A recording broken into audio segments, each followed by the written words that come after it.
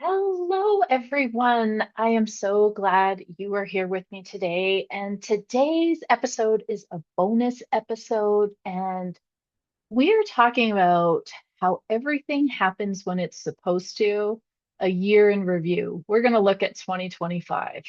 So let's sit back. Let's kind of dive into what's happened in this past year and talk about really some ways to sort of navigate this season, how to look towards a new chapter and a new year.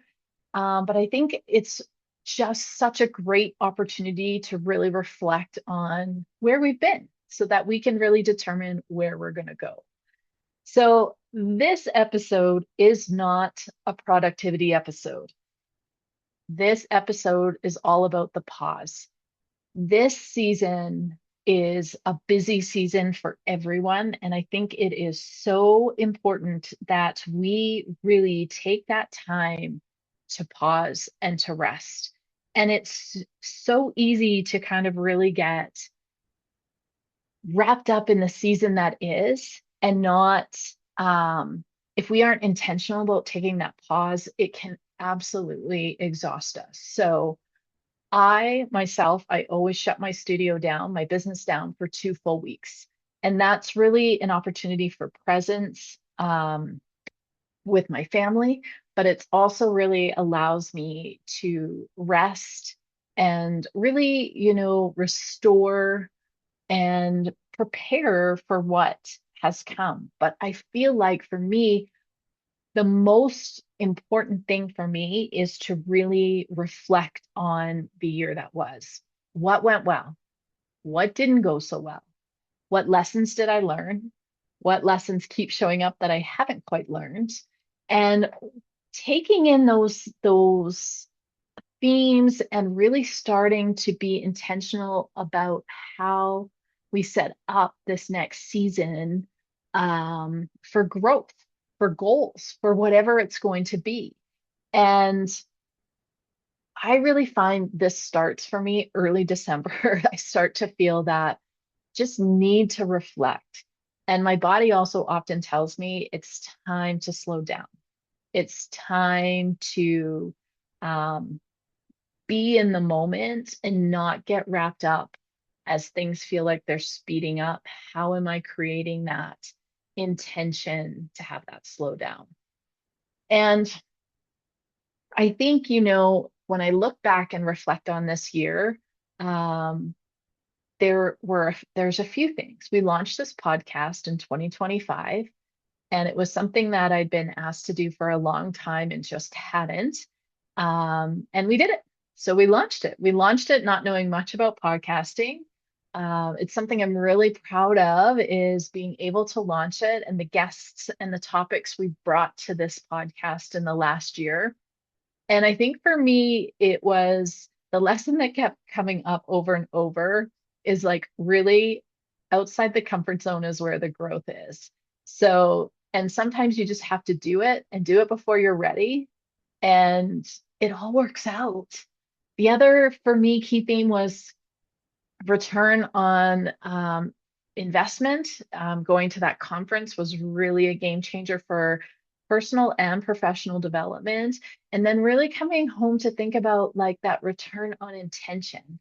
And that really has stuck with me the second half of 2025 is what is the intention? And the growth continues for me when I put myself in places that are uncomfortable. And when I do that, that's where I find wisdom. And I think the other piece in that is when we find that, when we give ourselves permission to take the pause, we can really take that true assessment of where we are, where we've been, and where we want to go. So let's dive in a little bit to everything happens when it's supposed to, and it doesn't always happen on our timeline. And that is so true. So interesting enough, 2025, I thought in January 2025, I was going to head to California to the ROI conference. It was supposed to happen mid-January. And then it didn't. Rachel Rogers had to make a really hard call to delay the conference because of the fires in California. And that was the right thing to do, but it was the hard thing to do. And it it wasn't the right time. And so even though like the best laid plans aren't always the best plan, and having to then pivot, which I do not like that word. I like a little quarter turn. How do I just slightly shift? Um, and that when we do that, it's funny how then opportunities arrive that maybe we didn't expect. And for me, it was okay, like I was really like geared up for this to kick the new year off for this. And I actually think what happened was it allowed me to really get clear. So then when it did happen in June, the right people, the people who were meant to be there were there. And I know as an event producer that is one of the hardest things having to do is to delay your event. But in the end, it's probably better than it would have ever been had it gone at that time. I think it allowed me to get clear about, okay, I kind of had that first half of the year to see like I was trying on a few new things, the podcast being one. Something else that we tried in 2025 was we launched ARC Pilates launched an app, a branded app. And we'll get into the lessons of that a little bit. We don't have the branded app at the end of 2025. We've made some different choices. But it's interesting how sometimes, divine timing is exactly what we need, even if it makes us uncomfortable. And how sometimes rushing past this can rob us of the real depth of experience, of relationships, of interactions, and of connections. And I maybe challenge you to say, like, what if you're not behind, but what if you're just right on time? You're exactly where you're meant to be right now. And flipping a little of that mindset to say, like, again, tensions are great, but sometimes for whatever reason, alignment isn't there. We're not aligned to go in that direction at this moment. And it's really, it comes back to, one of my favorite quotes from Joseph Pilates is patience and persistence. And those words are in my studio. Patience and persistence are skills, and we need to incorporate them into, every aspect of our life. And that became very apparent to me in 2025. I also want to talk about a little bit about like giving yourself permission to experiment, to try it on. I think a lot of times we can get really rigid in outcomes and shoulds. And what if we actually gave ourselves permission to say, I'm not going to should, I'm going to try.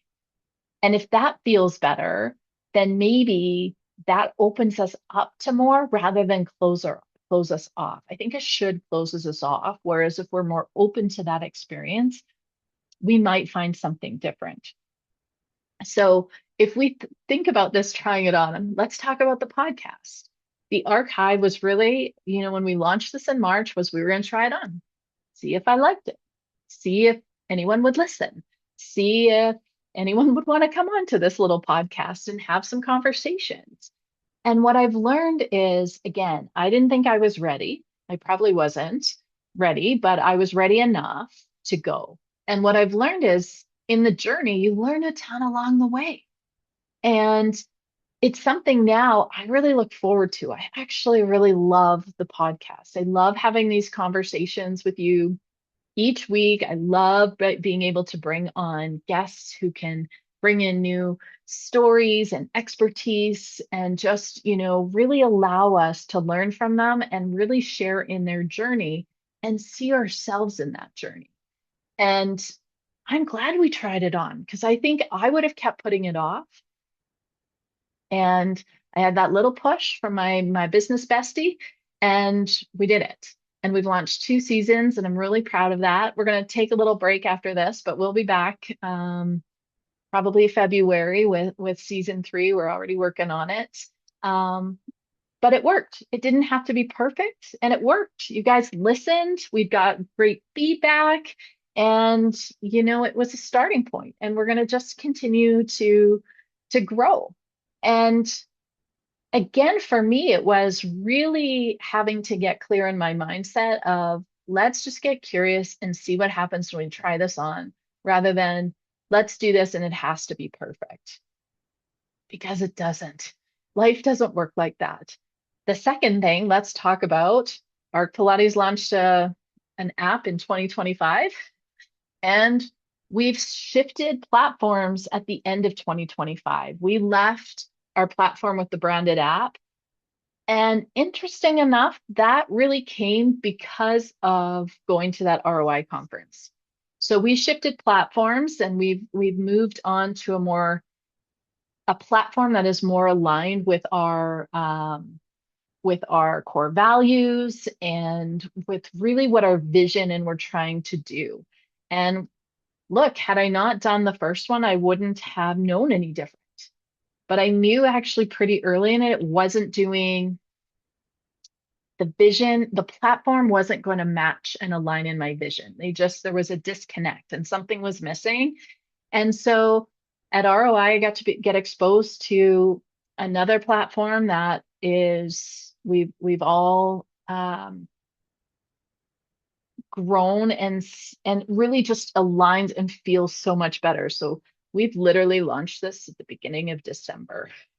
So I've gone through 2 builds and export, but again, I had to try it on. I had to try it on to know if it was going to fit for me or if it wasn't going to fit for me. And we did that, and we found that again, the core values mattered more than just a platform with a branded app. We don't have a branded app, but we have a platform that still looks like our brand. And if you want to know the name of it, drop me a DM. I'm happy to share it. It feels good when you get into alignment. I would have never known had I not tried. And I really feel like every experiment, everything we try on reveals something that really is essential, be it to your business, to your growth, to your mindset, to your community, and to your network. So don't be afraid to try it on. And I'd love to hear what you tried on in 2025. What did you love? What didn't you love? And that's where the growth really, really, truly happens. I also want to touch about getting uncomfortable and why it is so good. This was, I think, my biggest lesson. And it really came from, I have a lot of anxiety and fear of putting myself out there. And people are often surprised by that, but for me, it really is. It does take a little bit of a push for me to get there, whether it's going to ROI was something I've said was a community and a network that I'd never been exposed to outside of my industry completely. And being in a room with those incredible women with incredible stories was very uncomfortable for me at first. And I think I had to do some work around like, okay, do I actually belong here? Like the story in my head. And I did belong there. And I had a lot to learn. And I took away so much from that experience. And funny enough, at the end, where I was so uncomfortable to go and nervous, like would I meet anybody? You play that story replay in your head. And then when I got there, I came away with some amazing connections. I came away with so much growth, and it actually came away with knowing I needed to put myself in more of those situations where I felt uncomfortable more times than I was. I needed to get out from the solo entrepreneur behind the computer, is that the growth doesn't happen there as easily. The growth is really thrusted upon you when you put yourself in experiences that are a little uncomfortable. And that is going to be a theme I keep taking, is that I've got to put myself in rooms that make me a little uncomfortable, because that's where I learn the most. And it can often be and really feel like it's an emotional risk of being visible. You're having to be vulnerable and open, and it's a you're showing up in a leadership role. We've had a couple of great episodes this season about leadership, but it's, all of those things kind of come together. A leader of your own business, you are a leader. If you are the owner, we've talked about the ways we are leaders. And, if it felt uncomfortable, it probably means that you are growing. And so for me, that will be a theme I take into 2026 and beyond, is I've got to put myself in those rooms that make me feel uncomfortable. Just like also launching this podcast, I'm going to put myself out there, giving myself my permission to try it on and see if I like it. And I'm also going to give myself permission to advocate and ask the question, to collaborate with those that align with me, and that people that connect with me in my network and beyond. I think the other thing in this for the uncomfortable is, another takeaway for me was, none of us are using our networks in the fullest capacity. And it's really asked of me, as I reflect, to dive in, is how can I use my network to increase my visibility or grow my own network through my network? And stay tuned for that. I'm working on it, but it has really asked me to really evaluate that in, how can we use that network? How can I use my voice to advocate, like, hey, is there someone or something or a business that I would love to have to, interview on the podcast? I'm going to be not as afraid to ask. I'm just going to ask. And I'm okay with a no. I'm okay with a no, but I'm going to ask, and I'm going to be like, you know, is there a company I want to work with, or I really appreciate, and not always that I'm asking them for something, but I'm also going to remind myself in my network to give the appreciation to those who may have left an impact on me. And that's, I think, a way to kind of nurture our own networks and our community, is recognizing when we have those moments that we can truly grow, right? And there's so much growth there to be had. So, yeah, we'll let it feel uncomfortable, because it really probably means you're growing and you're learning. And it's kind of cool. If we can get past the fear part, I find for me, naming it helps. When I can just be like, oh, yeah, that's fear. That's fear showing up there. I see you, but I'm actually going to walk right past you, and I'm going to do the thing, even though it's hard or it's uncomfortable. And it gets easier over time. I think the other thing I want to kind of, you know, talk about is, when this season is hard, and often this time of year can bring a lot of mixed feelings for many people. It can be a season filled with grief. We can be fatigued and very tired, or for many, it's a lonely season. And in the season of the podcast, when we talked to Dr. Julie about grief, I can't help but think at this time of year, for many people, it is not as joyful. And, in my own family, this season right now is a challenging one for us. And we are, in our own experiences, navigating some difficult times.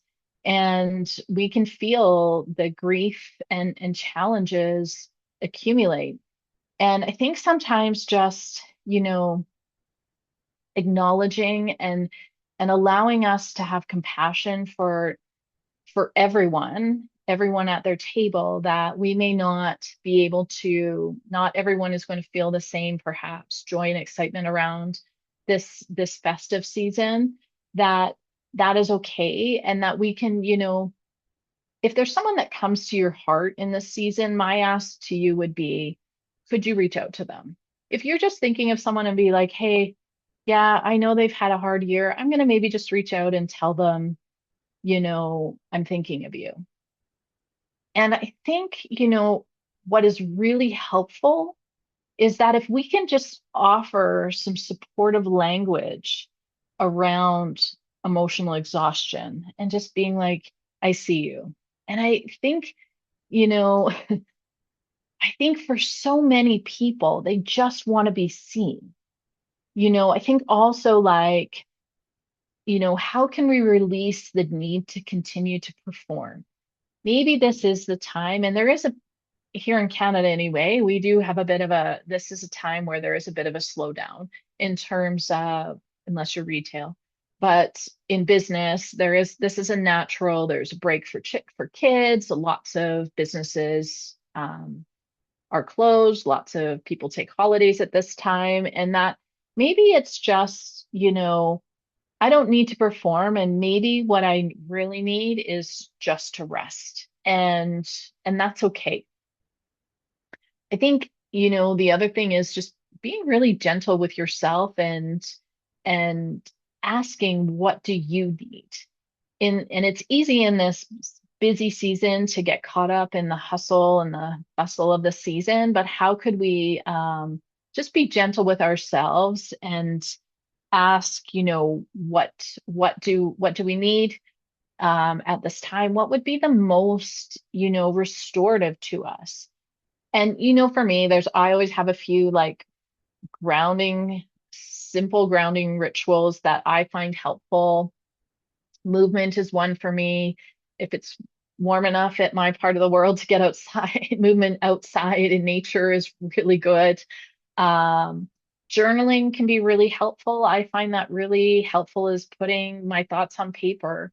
And like things like breath work, meditation, if those are things that resonate with you, is making space for those, even in the busyness, and that those things can really change our mindset and help us really cope with a difficult season. And I know for many that grief can tend to resurface at this time of year. We miss those loved ones who are not with us, or we, experience loss at this time of year. And I think for so many people, again, just the acknowledgement of what they are going through is what can be so helpful. Is just, again, reach out to those who you might just, again, that are on your heart, reach out and just tell them you're thinking of them. But again, I think when people feel seen and heard that and acknowledged for the season they're going through, it helps ease that grief and perhaps ease some of those feelings that come up that may make this season difficult. And we're not going to erase those things, but how do we have maybe better conversations around those things? And I think,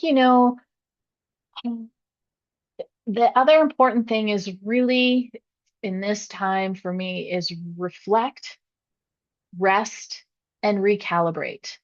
I encourage you guys, think about, what do you not want to carry into the new year? What is no longer serving you? Think about that. Write it down. I encourage you to write it down. It's a really powerful. What do you need to grieve? Is there something on your heart that you just actually need to feel? And also then, what are you proud of? What are you proud that you accomplished in this past year? I want to really emphasize the rest piece because rest is essential. That is it. And it needs to be a mandatory strategy as part of your restoration and ability really to heal and show up as your best self. You know, the hive rests to repair for flight. And I challenge all of you, add more rest. Give yourself permission to have more rest and invite, really invite in the sacredness of slowness. What would that feel like? And I'm not saying you have to do this in big chunks. How can you bring this into little, like, manageable pieces into this time? And how does it make you feel? I think that's really important. And, as we go into this season of lessons and reflectiveness, and then looking ahead, I'm going to give you a journal prompt, so grab that journal. I think the question I think is really powerful is, what season of growth have you just lived through? And what part of yourself needs to be honored, released, or reclaimed before you enter the next one? And sit on that. Maybe I'll read that again to you. What season of growth have you just lived through? And what part of yourself needs to be honored, released before you enter the next one? I challenge you to really spend some time reflecting. I challenge you to think of your individual journey, but also reflect on that hive journey. Who in your hive has been part of your transformation in 2025? Reach out and tell them. Let's not leave that behind. Let's make sure we're surrounding each other and those around us and who lift us up with love and appreciation. And if I leave nothing else with you from this episode, is I just want to thank you for letting me be in your ear every week, and that you take something that there has been value added to you. And as we sign off this for the last time in 2025, is I just want to remind you, you're not behind. You are blooming in your divine time. And I can't wait to see what 2026 is going to bring for you and for this podcast when we come back. So please take that time now to get that rest. Maybe, take that pause. Maybe you can do something simple like light a candle and write in your journal or walk in nature. And, I would love to know what this year taught you. Maybe drop a comment below in the comments, or send us a DM and let us know what this year taught you. This year taught me presence. It taught me to get uncomfortable, and it's shifting my perspective. So for 2026, I'm getting ready, and I'm getting ready my theme, I think, as I go into 2026 is going to be, I'm going to feel it and I'm going to heal it one day at a time. So thank you so much for joining us. Happy New Year to you all. And we will be back here for season 3, February 2026. Until next time.